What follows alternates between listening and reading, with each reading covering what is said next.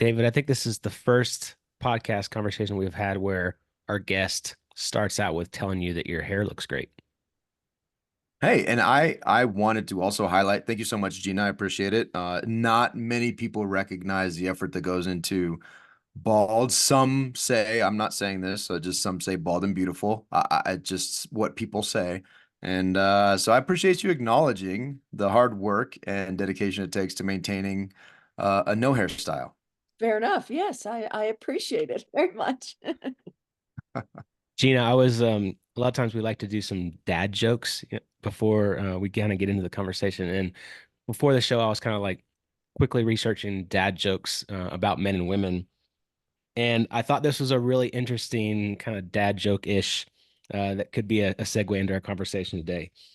It says a successful man is one who makes more money than can be spent by his wife. A successful woman is one who can find that man.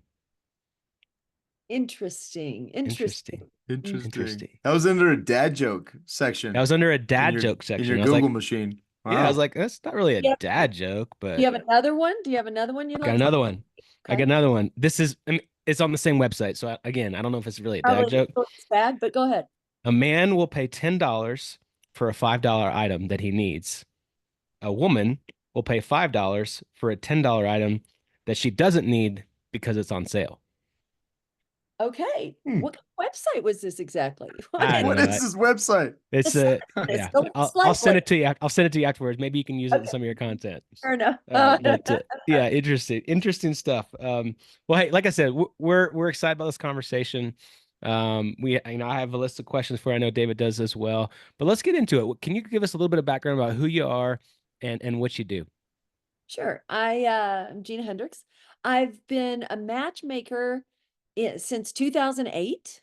I've had three careers. I usually start there. I've had three careers. I was a flight attendant for Delta Airlines for 9 years, then reinvented myself and became a celebrity wardrobe stylist. I was dressing celebrities for red carpet events, magazines, and these kind of things.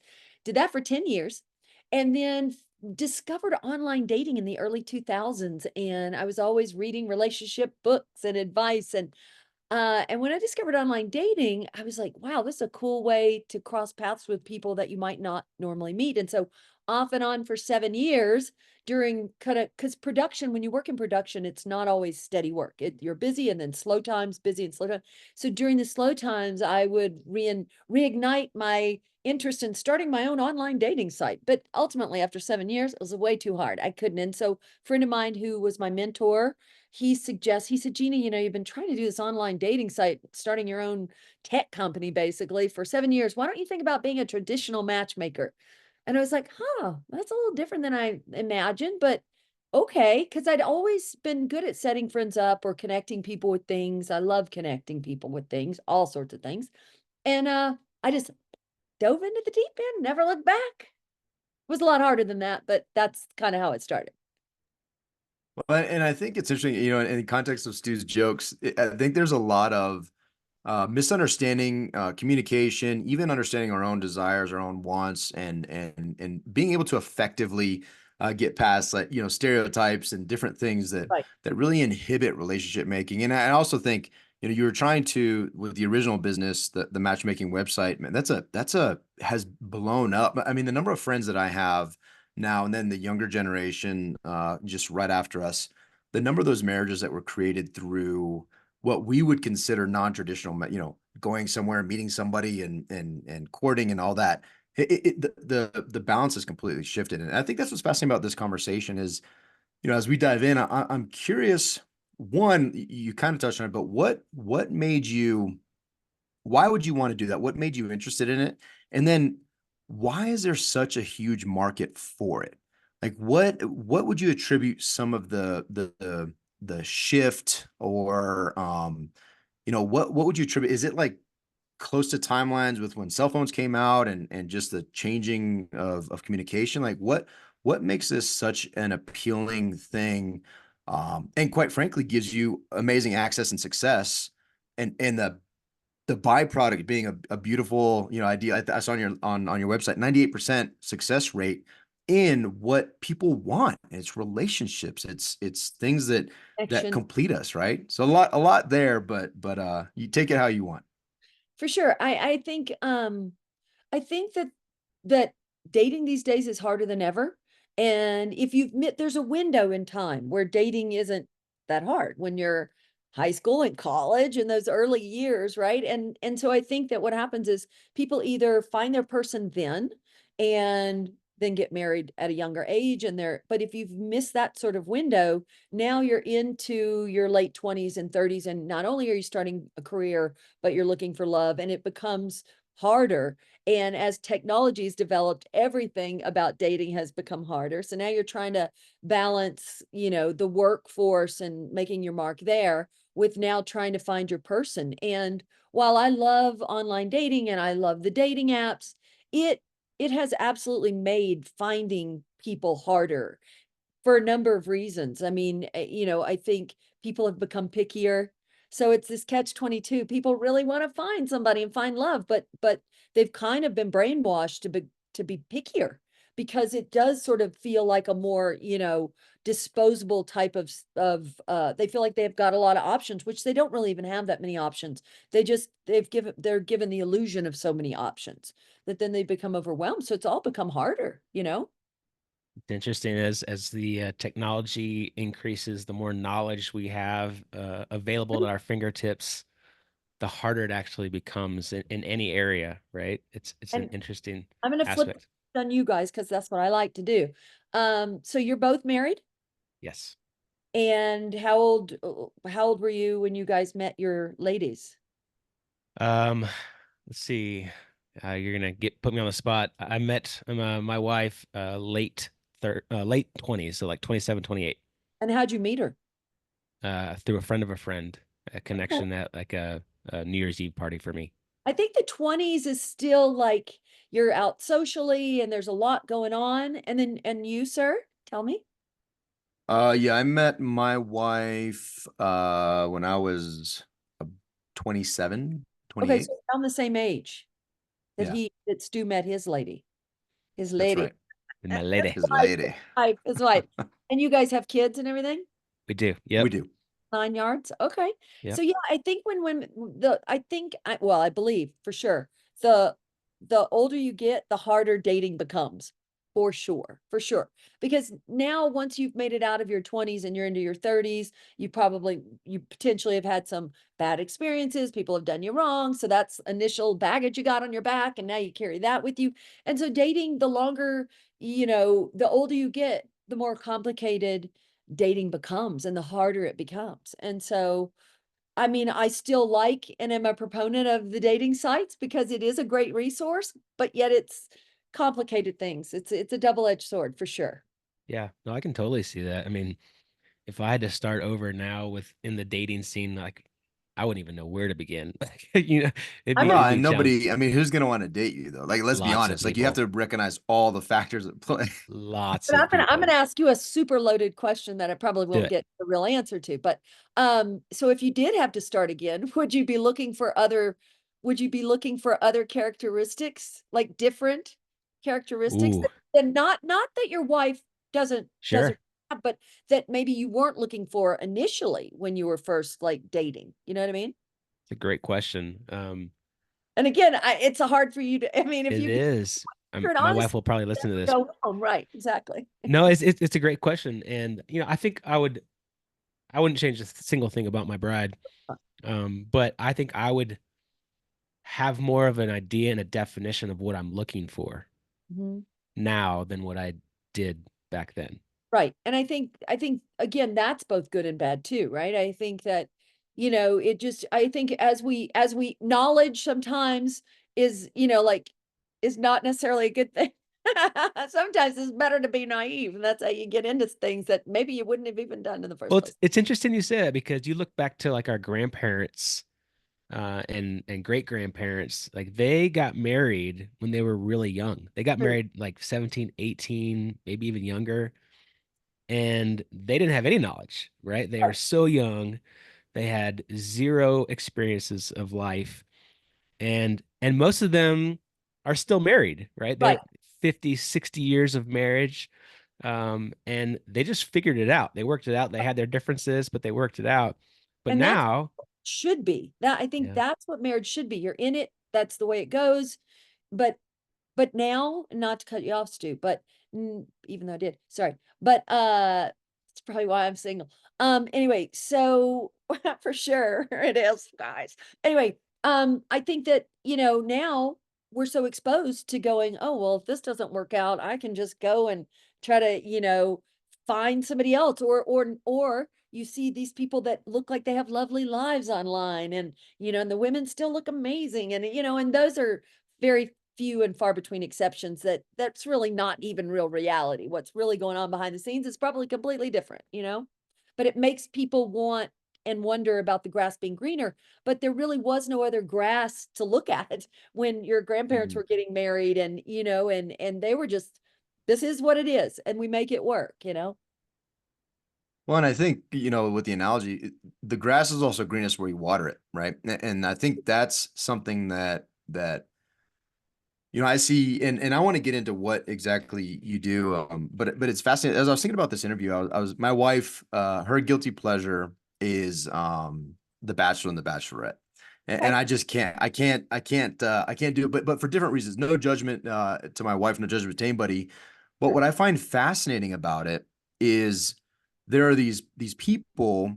There's a couple things that are fascinating. One, the reality of dating multiple people and that being healthy Yeah. is fascinating to me. But the part that always sticks out to me the most is that these are beautiful, successful individuals, like on both sides. The one guy or gal, the bachelor or bachelorette, and then all these people that come into the show. Yeah. And I believe them to be genuine when they're saying, "I'm looking for love." I believe them to be genuine.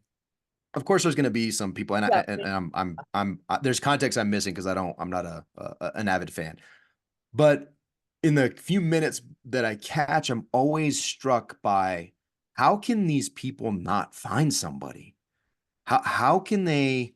What is going on that this absolutely gorgeous dude or dudette who's smart, who's capable, who by all measures is successful, they're almost desperate because they just have a sense that they can't. And so with that context, in what you do, I find it fascinating because I do think there's what I love about what you do is that you help. My perception is that you help folks who by all measures are successful and amazing to get out of their way to get to this place to find almost like, and I don't mean any insult in this if it's insulting, but I love the movie Hitch. I love that Okay. movie. And it just but it's the intentionality of what he does in that movie, and what I believe you do, obviously more niche, to help people get out of their own way to get to this place that we just truly want to be. And so with that context, tell us what you do. And if you don't mind, highlight some of what you've observed in these, years being a matchmaker. Why is it so difficult? Because I think contextually that can help a lot of us in a lot of our relationships, not just finding love with a, husband and wife, but even how we love our friends, how we love our kids, how we just express and find love in general. Boy, that's a big question, Dave. My God, how do I tackle that? Okay, so let's see here. So first of all, I'm just gonna try to unpack a lot of this stuff you said. Okay. So first of all, um, I think there is the misconception from those who aren't in that boat that these people are desperate. Okay.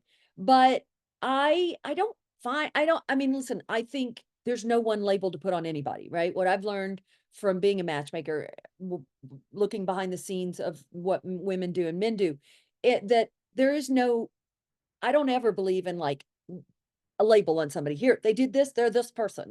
I think people have layers and layers and layers to uncover, and people are way more complicated. So I think there are those people who there are those people for sure who are single and desperate for sure. And I think there are probably those people who are married and desperate for sure because they're in an unhappy relationship. But then there are those people who are single, and it's not that they're desperate, but they still are lacking finding their person. And I think it's either they're extremely picky, which shoots themselves in the foot a lot of times.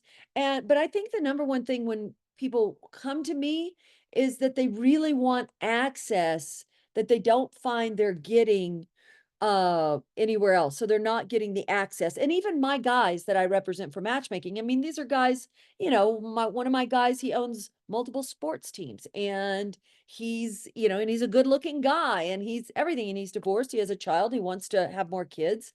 He gets very caught up in his work. He doesn't really prioritize dating. He'd love to meet somebody. He's never going to go on the dating apps. That's not who he is. And I think they like it when I can pre-qualify and bring some context to the woman that they're meeting, so that especially when the guy has a lot of money, if he's smart, he wants to protect himself from those women who might have an ulterior motive. Do you know what I mean? So there is that. And then there are those people who go through the world and they're a bit delusional about the type of person they can call in. I don't work with those kind of guys. Like if I easily turn down men if I just don't think I can help them. If I don't think women are going to like them, I won't work with them because it's too hard. I don't want my guys being rejected. So I think when I've seen success, it's those guys that show up and they want to find love, but maybe they're busy, or maybe they're not great at screening and vetting for themselves, but they're open. They're open. The more people show up and they're like, they need everything on the list, and Gina, her eyes are not symmetrical enough, or this kind of stuff, that's going to keep them single for a very, very long time. So that's what I find. I mean, the more open-minded and understanding people can be of people's flaws, um, the higher the probability of them getting what they want. Hey, And Gina, that's for any relationship, really. I'm curious on your website, kind of the very top, you say you work with elite, successful, wealthy men. A lot of what we talk about in the Connect Man is redefining success. Like, what does success really mean? And I think a lot of people equate success to money. They I'm curious do. from your point of view, the people that you're working with, the men you see, what does success mean to you? What does elite mean to you? I mean, I can tell you one of the saddest things that I've seen is when a man has more money than anybody on the planet practically. And yet his biggest issue is that he can't get out of his own way, meaning his problems are right between his ears. And and that is the worst thing that I think anybody place to be in, because he doesn't aspire for work, he doesn't aspire for money, he has everything except he cannot get out of his own way. And that is a very, very sad place to be. You know what I mean? So I think success, it cannot be defined. I think I know we do define success in terms of money, and probably for like a marketing skew, I use those words. But I think success is really an individual thing. Like I think happiness, and I just did a social media video about this over the weekend. I think happiness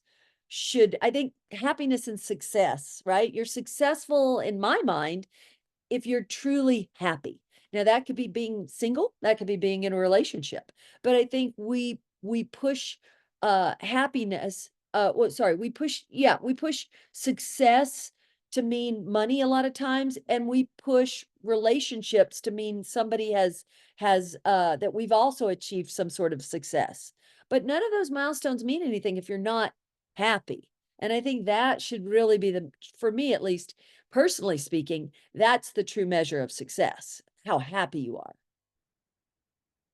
Yeah, that's how do you work with folks, or how do you practically get people out of that place in their own head, right? How do you get them past that? Because I think, and you hit on it. It's not the money or the relationship necessarily, the happiness piece, and most of us strive for that, right? We all want to be happy, secure, safe, all these things. So how, when someone's so wrapped up, because it's not a billionaire problem alone. It's all of us, I think, have these things that we get so stuck. And how do you help people through that?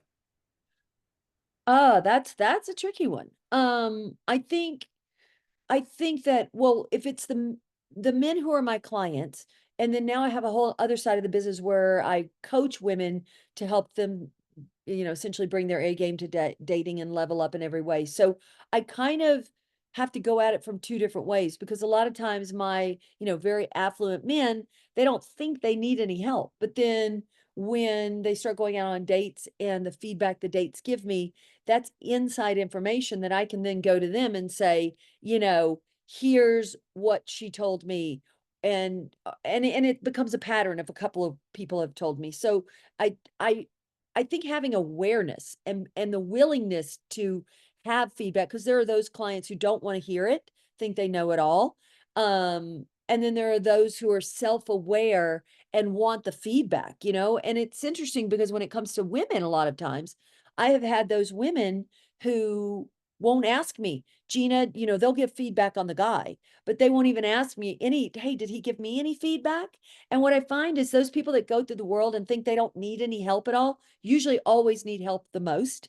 And those people who are saying, hey, did he have any feedback for me? How can I improve? Usually, those people, they're pretty good. You know what I mean? So I think it starts with a willingness to truly be open minded and self aware to even receiving the information. Because if you're shut down and you're not even open to growth or hearing feedback, how you can improve, you're going to be struggling.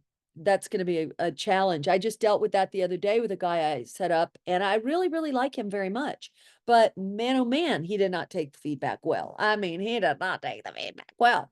And he was, blaming me how it was my fault the date didn't go well, because I told him to wear a certain shirt and he was uncomfortable in it, or or he was blaming her because she had been in the Greek system, and he said, don't set me up anymore with anybody who's been, I mean, he's grasping at straws instead of, and there is no right or wrong. Like even when you get feedback, it doesn't mean you're bad. It doesn't mean, it just means that we don't know what we don't know, and we have blind spots, but we need to be open-minded to hearing the feedback, whether we agree with it or not. But it's helpful to be able to see how we're doing things through other people's eyes. And that's the only way we're going to be able to grow, you know? That's Yeah, that's fantastic. sorry, Stu. That Yeah, it's interesting because we just did a podcast with an author of a book who wrote a business book on how to stand out, how to separate yourselves, right? And one of the entire sections dealt with this idea of feedback. And I think that's a critical piece in all areas of our life. Are we willing to receive? And he kind of made it a funny story, but he said all our homes have a smell. We have a smell, and I forgot the phenomenon he called it. But he said, but we are, as people, we have a metaphorical smell as well, and we don't pick up on it because our filters have effectively done it. But our actions, the way that we do things, how we conduct ourselves, we have a smell, and oftentimes we don't pick it up because we're unwilling to hear from somebody, hey, dude, you kind of stink. And Yeah. so maybe you should do something about that in everything, right? And so I love how you highlight that piece of it, because that's so applicable. Um, and it's a very self-driven thing. It's on us. It's Right. on me. Right. It's not on anybody else to make me good at the feedback. It's how badly do I desire to be better and have a different outcome in my life. True. I had a woman that was working with me recently who things went south very quickly. We were not a match to work together. And so she like came at me with some like accusations about me and my personality and things. Um and I was like, shocked, because you're shocked when to hear things because we go through the world. But then I was also like, well, I was open-minded to thinking, well, maybe those points are valid. And so fortunately, I could go back and look at some recordings of some trainings we did, and I went back to try to see where maybe my piece in it was, you know, where I was a co-creator. And while I think she was a little off the rails and a lot of stuff she said, there was some valid points that I could take responsibility on. I can look at myself and say, I didn't set her up for success anyway. Like, I can understand how maybe I confused her about the training, or how, so we have to be willing to look at our part in things, and accept it. I didn't like to hear it at first, and while I may not agree 100%, there's definitely it's never one person. It is always a co-creating of two people who've both contributed, both good and bad, to what happens in any relationship, you know? And we have to be willing to look at it. Hey, Gina, we've had some really interesting conversations with authors and pastors and influencers, and a theme that we've kind of been seeing a lot is just this idea of a lot of men are still boys. There's a lot of men in the world that are in this place of being lost in their identity, and they try to find happiness through lots of different idols, whether that's video games, pornography, um, social media, whatever it is, right? And something happened, and we talked to Richard Reeves. I don't know if you've heard of him. He wrote a Oh, book called of Boys and Men, and there was this period of the women movement, the women's movement of women getting into the workforce and not being the stay-at-home mom, and the professional woman and not getting married until later or ever wanting to get married. And I'm curious if what your experience has been like in seeing this movement of women kind of becoming the professional, men kind of getting lost and really just staying boys.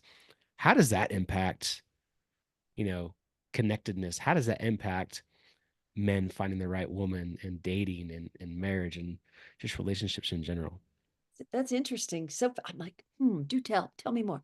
Yeah. Um, it's fascinating subject because I can't give you the why on that. I think there's people who know a lot more about that side of things than I do. I think for me, I think I have guys that show up who want to work with me and be represented by me for my matchmaking services, but I see certain things in them where they aren't, mature enough, or they're not in a place where they're looking for an authentic relationship. And I think, and I don't know how they got there, to be honest with you. I'm not sure what went wrong, but I do have a lot of experience too working with the women who have really had to step up for themselves. And so what happens is, and it's probably, if I'm going to be honest, it's probably why I work with very few men. So for me, it's boutique matchmaking. I only work with 7 to 8 guys because there's a lot of guys that I just don't feel like I want to represent for matchmaking because they're not at the level of all these amazing women who who are coming at me to meet the type of men. And so I do see definitely there's a deficit in the amount of great guys. As much as I hate to say that, it's just based on just my experience. There's all these great women that are amazing, but then, again, it's a co-creation because some of these great women don't realize they're also steamrolling over these guys too. And it's this co-creating of I had to talk. I just this the other day I had to say to this woman, because when the women are matching with these guys from the coaching, and she showed me the guy's profile, and then she showed me how she was talking to him, and I think he's successful in his field, but out of the gate, I could tell how she was just going to steamroll over him. Soon after, she's gonna emasculate him, and then he's gonna just go, "Oh," and shrink, and then that'll prove her point that he couldn't step up, but he only shrunk because she was just sort of coming at him like this. Do you know what I mean? It becomes this weird co-creating, and, I don't know how to undo that. I mean, I try to point out to the women about how to, rein it in and give people the room to show you who they are instead of assuming. I think we assume a lot of things about people. But in terms of how these guys get here and they don't fully develop, I don't know how that happens, to be honest with you. Hopefully I answered your Yeah. question. Gone off-roading. Well, No, you got me thinking of other stuff too, but I know Dave is going to go probably there too. well, no, it's to me, it's such an interesting dynamic because I think about it from the perspective of I'm raising a daughter and 2 sons, and it's just as a dad and as a man, I feel a responsibility to, and as a husband, quite frankly, I feel a of a husband to a boss lady. I mean, she's running her own gym, like she's running a business, she's fit. she can throw a football further than I can. Like there's all kinds of things that she's You can bench press. very amazing. Yeah, I can bench more than she can though. So Okay. there that's where I draw the line. No, I'm just Okay. kidding. But it's such a fascinating challenge because especially looking at my daughter who's now a teenager, and I look at these boys, and to your point, you're kind of getting them at the other end of it, right? The men Right. and the women, Right. you're getting them after they've left their home and after, and it just is, it's so, I think Stu and I strive to be the best husbands, dads, men possible, because at the end of the day, I'm also modeling for them Sure. what this could look like, what it should look like, so that when they go out, into the world, they at least have a foundation against which to measure things, Mhm. particularly to measure relationships and the men and women they seek. Um, so it's just you got me thinking a lot about like, what do I do as a dad? Like, how do I, as a dad, Uh, prepare Yeah. these young human beings to not be either side of that and healthy, right? And so it sounds like a lot of what you do, it's matchmaking, but it's almost like restoring healthy relational competency Yeah. to I men try. and women so that they can get together and what are, just curious, and I'm gonna like take notes on this so I could try to address them, but what are some of the biggest hurdles that you're seeing? Like, so I understand these men are not necessarily maturing, or and maybe the women are for whatever reason, there's a steamroll aspect, and that's just one example. I understand that, not generalizing.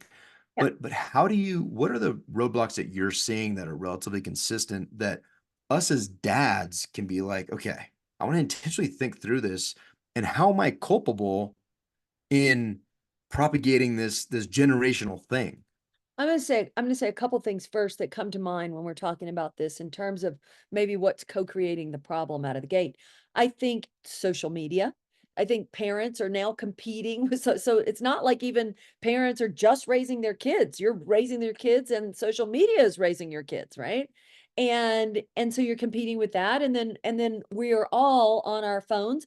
I mean, I have seen people with their children standing in line at Starbucks or wherever they are, and it's an opportunity to talk and bond with your kids, and I've seen the dads like on the phone, God knows what he's doing, and whatever, and people are just kind of zoned out, and the kids are left to kind of do their own thing. So I think really it's tough, man, because you are competing with the phone and social media, and I think you've got to figure out a way to rein that in to begin with. You know what I mean?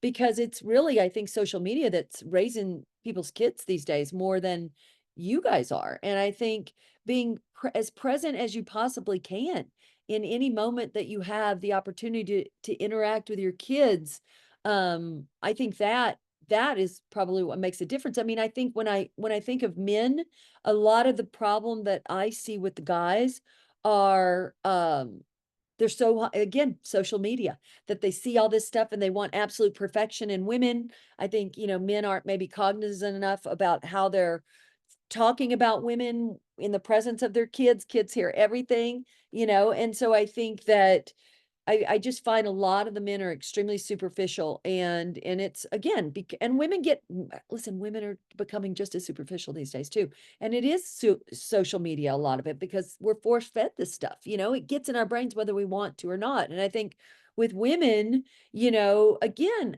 I'm gonna blame social media. And I think those are the creating those hurdles. The men are all about perfection. I mean, and even men who want to pretend that they're not, I know what men are thinking before men even think it these days, right? I already know. So you're saying we're not that complicated Not of really, things.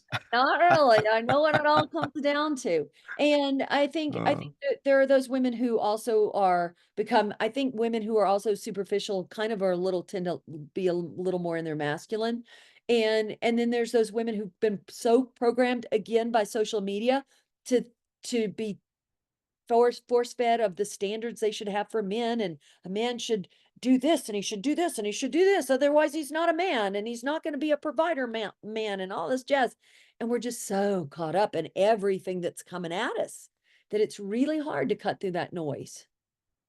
So Stu, I know you have a question, but I just want to highlight. I think it's amazing that the thing that you attributed and to our listeners, they hear us preach this all the time, but I want to emphasize we did not set that up. That was 100% Gina, Talk about, because we talk about this all the time, right? We talk about, hey, get off your dang phone yeah, and get into life, like yep, be part of life. And to hear yep, you frame, to hear the first thing that you attribute to one of the biggest reasons why relationally, even we cannot, we're incompetent relationally, is this thing in our hands, this little computer, and the fake things we look at on social media, right? Because I mean, we're culpable. We take 15 pictures of our family just to get the one yeah, that is like, okay, oh, everybody's smiling. You guys are actually look happy because like 2 seconds ago I just bribed you with right. ice cream, and you guys are terrible human beings.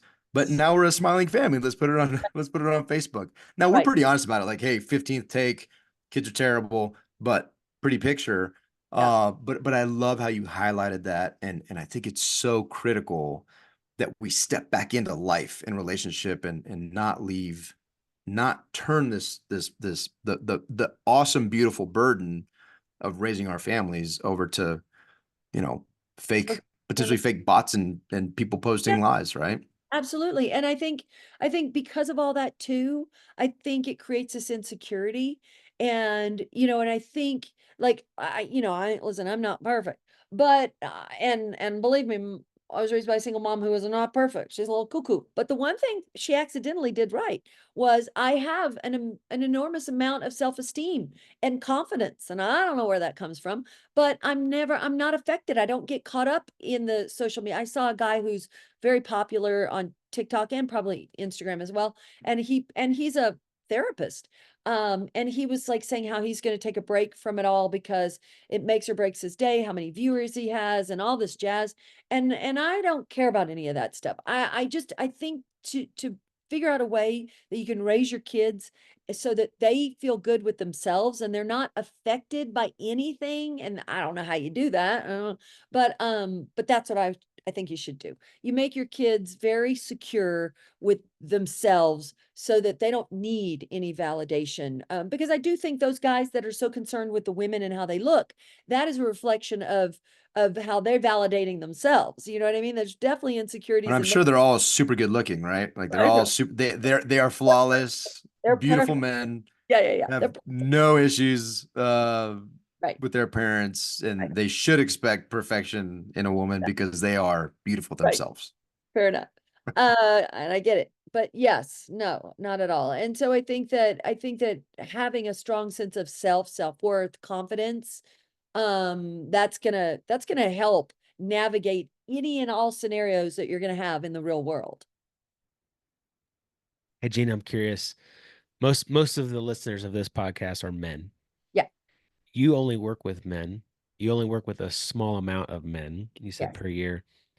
What what qualifies a man to be, elite, successful to your standard of then wanting to work with that man to attract and to match, what you call an A game woman? What is that? What are the qualities that a man should be striving for to be at that level? So I'm just gonna, let's see, I'll just rattle off like, you know, I think that so when I was starting my business, I was struggling to figure out how much I would charge. Okay. And because I had no idea. And I would charge 5,000 or 7,000. And I found that that was harder to come by. I was coming against guys who would like grind me down for a deal on the price. And I was starting my business and struggling. And so if I needed the money, I would let them grind me down. But then what they don't realize is they grind you down. And then it's like, okay, you're my client. I'm not that crazy about you anymore because you grinded me down. That wasn't a smart move on your part. And so I realized at some point it was a better business for me to charge a substantial fee. I mean, substantial being, my fee can start at the low end at 25,000 for a certain number of introductions and then go up depending on how complicated a search is going to be. But so essentially it starts there, right? A man has to be able to afford my fee. There's that. Yeah. And And then the other thing is, like, there was this one man, I'll just give you an example, who I told him, I told him the $25,000, and he wasn't so concerned about that because he had paid like some low end like It's Just Lunch or something, horrible, horrible company. And they took his money.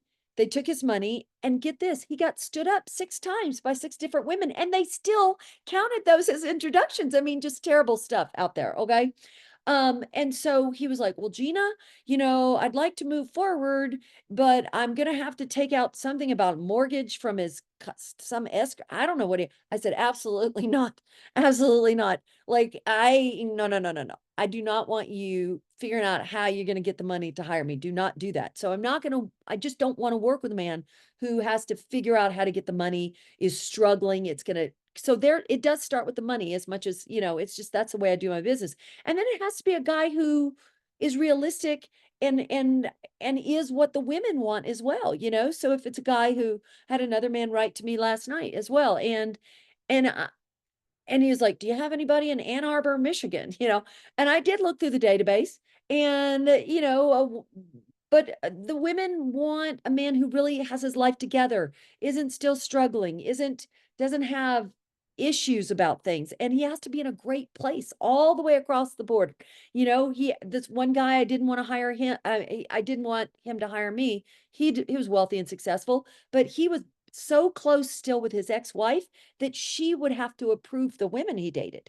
And I was like, yeah, and no, that's not going to work, because my ladies are not going to be down with that. So they have to really be in a great place to be in a healthy relationship with realistic everything. You know what I mean? Realistic expectations, being willing to get proper feedback, be the best version of themselves. And so for me, that's the criteria for anybody that I would work with. I have to feel like the women are going to like them. I have to feel like I'm going to like them. Well, and I think I mean, at the end of the day, it's a business, right? And so I think the fact that you have niched down, you have your avatar, like all the things, your mission statement, like all the things that you're looking to work with, I think it's incredible, because you know exactly what you want from your business.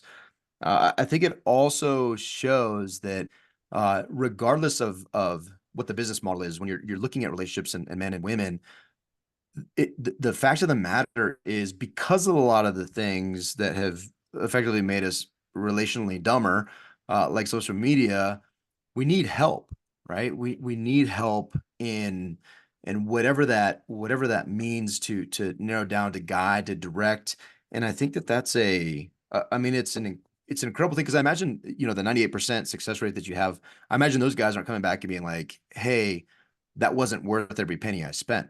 Right? Like, what you're getting out of this, and the business model being what it is, what you're getting out of it is something that is so fundamental to who we are and who we want to be, that I think that the conversation around relationships is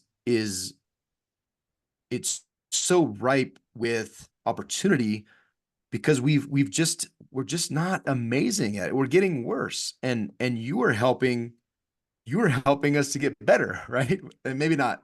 I mean, yes, Stu and I are billionaires, but we're married, so we're good. But joking We're off the aside, market, ladies. We're off the we're market. out the yeah, ladies. Any ladies listening, Any ladies? married. Sorry. But But I think it's critical to highlight that the business side of it is a business, and you have great opportunity, because there's such a gap in our ability to successfully navigate these waters. And listen, choosing who your partner is and who to marry and be in a relationship with, that person can either make your life better or worse. So it is one of the biggest decisions we can make. I had this guy that I've known. I have a vintage truck. I have a 1976 F-250. Okay. And so anyway, I met this guy who owns this vintage mechanics place, right? And he actually became a client. He owns it, and he's not like, but he paid my fee, and he said, listen, Gina, the way I look at it, I spent so much money trying to get out of these marriages, because he's been married twice. And he said that this amount to pay to get in the right relationship will actually save me money. That's what he's funny like that. But yeah. So yeah, so it is one of the most important decisions you're ever gonna make. So you don't really want to mess around with that and and wing it. I have one last question for you. I know we're running short to our timeline. Similar question, but on the women's side, what do you what do you look at as an A game woman? Like, what does that mean for Great the women that are question. listening? I think it's the same for men and women, I think. It's somebody who is taking extraordinary measures above and beyond most people to be their best in every way, right? Keeping themselves up physically, mentally, emotionally. When somebody's bringing their A game, they're operating at an exceptional level. I find most athletes, obviously their A game, because they're doing things that the majority of us aren't doing who are living average lives. So I think it's somebody who's really just on top of it. They're going to be on time. They're going to be making sure that their life is is healthy and whole. And they understand that it's not something you do once and I'm good. It's staying healthy and whole and bringing your A game takes ongoing work all the time, all the time, all the time. So you just have to be in a great place and operating at that exceptional level. David, you got some work to do. You're like at a B plus game, Hey man, I and understand. I you need understand. to I step you it know up what? And I think one of the best things of self-awareness is to realize that we all have work to do. For We all sure. have work to do. We all do. Some more than others. Yeah. Stu, I think I don't think we need to call you out, Stu, because I think you and all our listeners know where you need significant work. Now, Gina, this is has been an incredible conversation for me because like I said, I'm fascinated by business. So your business model, I love. I mean, you're making a successful business with 7 to 8 client, like a small clientele, but you're very clear on your business goals. You're very clear on what you desire and who you desire it for as you're making things that are as significant as matchmaking, right? On both sides of that equation. And you're expanding your business. You're focused on the women's side as well is a line of income that I think is brilliant. And so I love the business model. I love your business mind, but the other side of that too, not but, and the other side of that is what you're doing.